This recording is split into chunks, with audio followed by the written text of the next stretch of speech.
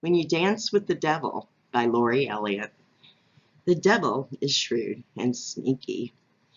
When first we taste the nectar that is presented, well, it hit all of our insecurities. It numbs us. We even become daring with a false sense of power. The devil wears many faces: drugs, alcohol, abuse, negative talk, sexual desires, wants, or for hiding ourselves in. It is a dance.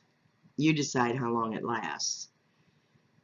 When the music stops playing, it's time.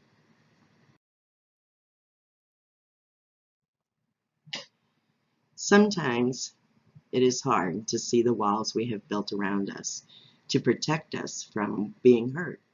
We allow anger to drive us away from people.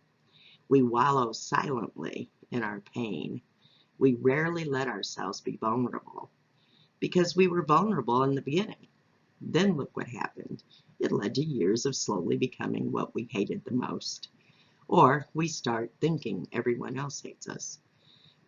It didn't need to be alcohol or drugs. It could be sex. Thinking sex was love, or craving love so bad that we cave to sexual advances to try to feel love again. The devil knows our every thought when we talk out loud. So shh. Never let him know you are breaking to end the dance.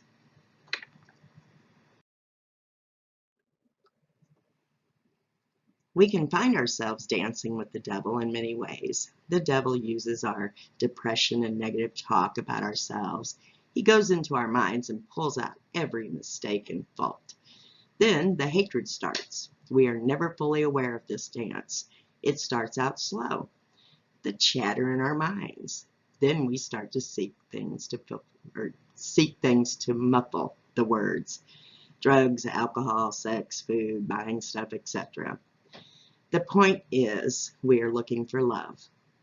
The first step is to notice, acknowledge, and begin to love ourselves first. To forgive ourselves for allowing ourselves to get caught up sulking in our sorrow for too long. Sometimes it is so long we create even more distance from our hearts and our true innocence. Do not ever give up. You are still in there somewhere. Some of our tower walls are thick and tall within our mind, where we hide our pains, disappointments, shame, guilt, of which is usually a bit exaggerated, as we compound our pains and build higher walls. Our beautiful souls came here to experience these horrible things, to grow and to change, because our soul knows it's just one lifetime. So, get busy forgiving yourselves for these experiences.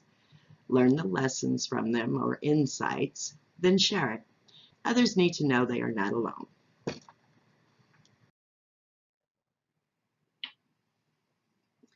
I do not wish to make this seem light. It is not. There are great therapists out there and many great ways to train yourself how to be present, so you can hear that negative thought and replace it with a positive perspective. It takes time, so never give up. Some days we can actually go through a day without negative self-talk or bad feelings. On other days, it is a pivot moment to moment. Meditation helps greatly. Watch for your triggers. When you get so fired up angry about something someone says or does, this is a warning from self. This needs looked at and healed. The benefits will outweigh the hard work. You learn to be more present with people and can find that not all those things are true that we tell ourselves. We learn to relax more and more. We see our go-to for what they are, and we eventually let those go. Be easy on yourself, but try to work daily on these things. The dark night of the soul is when our soul can hide no more pain. So a tower drops, a big upheaval in our lives that causes us to go deep inside of ourselves. With all the right questions, we just need to stay present to hear the answers. Your guides angels and other energies will help you through it all.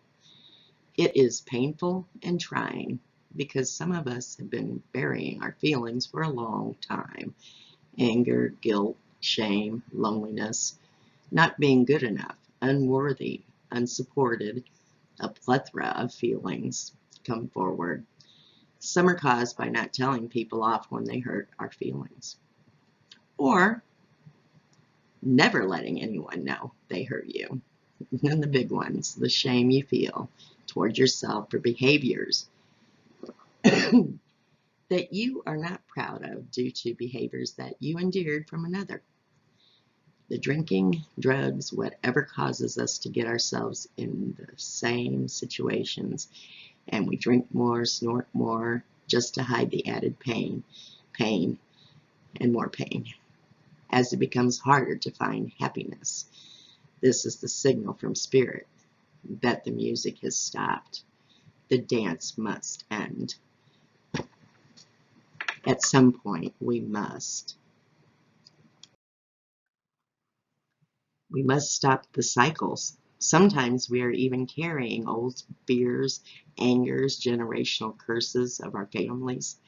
These legacies are for us to break.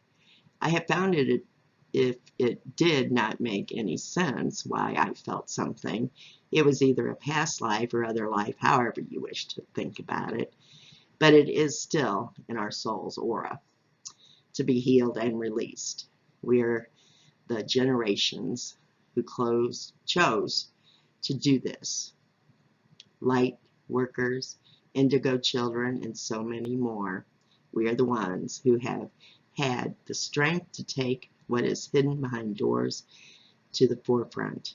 We have the ability to seek out psychiatric care without stigmas attached. We can openly talk about our fears and anxieties without having to bury them. We can slowly work through them. In other words, we are okay. You are okay. Life happens. And sometimes we get stuck. Being stuck is merely a time to go inside and ask all the right questions, those things that make us mad. This needs healing. Things that depress us, we need to help with service. Many things may need cleaned out. It's okay. Keep going. Never quit. You are supported by the whole universe, and that's a lot of beingness at your disposal. Live, laugh, and love. Learn new things daily. Have fun. Laughter is the best medicine. Reassure your loved ones you love them. As long as you take breath, you have the right to take up space. Blessings and love, Lori.